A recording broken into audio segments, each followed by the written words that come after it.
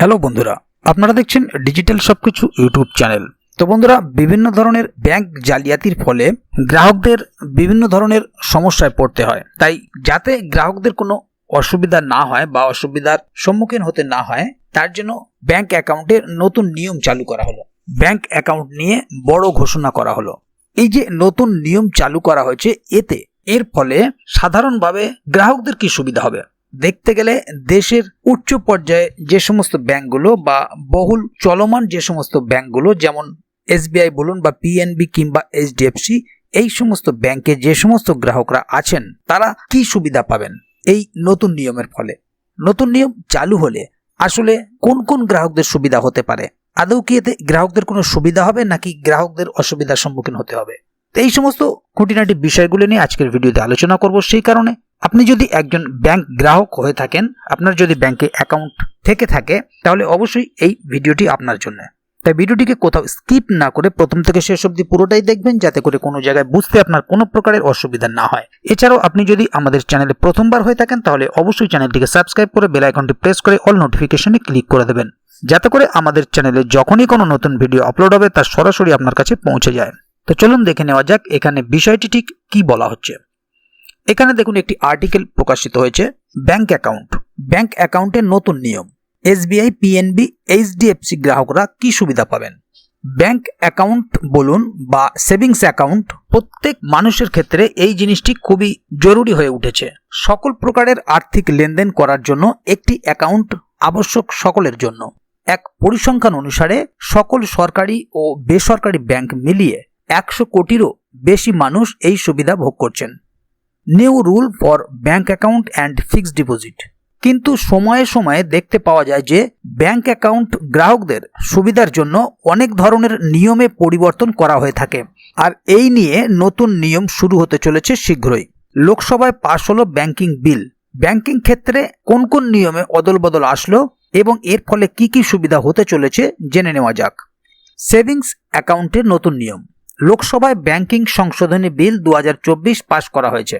এই বিলটি থেকে আমরা জানতে পারবো নতুন বছর শুরুতে ব্যাংকিং ক্ষেত্রে কোন কোন নিয়মে পরিবর্তন করা হয়েছে।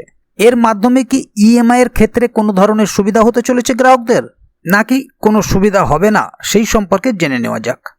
Open saving bank account online in India. নতুন বিল পাশ হওয়ার পরে এক্ষেত্রে একটি সুবিধা পাওয়া যাবে। আপনি নিজের ব্যাংক অ্যাকাউন্টের জন্য 4 জনকে নমিনি করতে পারবেন। অনেক সময় দেখা যায় নমিনি করার জন্য আমাদের কাছে একের বেশি অপশন থাকে, কিন্তু যেহেতু নিয়ম হয়েছিল একজন অ্যাকাউন্টধারী নমিনি করার ক্ষেত্রে অনেক অপশন থাকা সত্ত্বেও একজনকেই নমিনি হোল্ডার করতে পারবেন। এইবার থেকে বিল পাস হওয়ার ফলে এই নিয়মটি নতুন অন্তর্ভুক্ত করা হয়েছে। অ্যাকাউন্টের ক্ষেত্রে আপনার পছন্দ মতন 4 জন ব্যক্তিকে আপনি নমিনি মনোনীত করতে পারবেন। এটাতে একটা সুবিধা রয়েছে, কোনো অ্যাকাউন্টধারীর মৃত্যু হলে তার যাবতীয় অর্থ যাতে সমানভাবে ভাগ করা যায় এবং সেই কাজটা যাতে সহজতর হয়, তার জন্যই এমন সিদ্ধান্ত নেওয়া হয়েছে। লোকসভায় আরবিআই আইন 1934, ব্যাংকিং নিয়ন্ত্রণ আইন 1949, এসবিআই আইন, ব্যাংকিং কোম্পানি আইন 1955, 1970 থেকে 1980।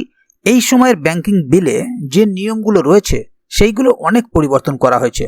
কিছু নিয়ম সংশোধন করা হয়েছে। রাজ্যে যে সমস্ত সমবায় ব্যাংকগুলো রয়েছে সেই সমস্ত ব্যাংকিং ক্ষেত্রে ফিক্সড ডিপোজিটের জন্য মেয়াদ ছিল 8 বছর, সেটাকে বাড়িয়ে 10 বছর করা হয়েছে। এবারে দেখে নেব একটি গুরুত্বপূর্ণ পরিবর্তন আনা হয়েছে, সেটা হলো ব্যাংক পরিচালকদের পদে। ব্যাংক পরিচালকদের প্রদায় পরিমাণ সংশোধন করা হয়েছে। আগে প্রদেয় পরিমাণে সর্বোচ্চ 5 লক্ষ টাকা খরচ করার সীমা নির্ধারণ করা ছিল, সেটা বাড়ানো হয়েছে 2 কোটি টাকা পর্যন্ত। নগদ রিজার্ভ গণনার সময় পরিবর্তন করা হয়েছে। এতদিন পর্যন্ত রাজ্যের ব্যাংকগুলোতে ক্যাশ রিজার্ভের হিসাব নেওয়া হতো দ্বিতীয় সপ্তাহের শনিবার। এখন থেকে ক্যাশ রিজার্ভ সংশোধন করার পরে এই নিয়ম পরিবর্তন করা হয়েছে। এখন থেকে প্রতি মাসের 1 তারিখ থেকে 15 তারিখ এবং 16 তারিখ থেকে মাসের শেষ দিন পর্যন্ত ক্যাশ রিজার্ভের হিসাব দিতে পারবেন ব্যাংক আধিকারিকরা।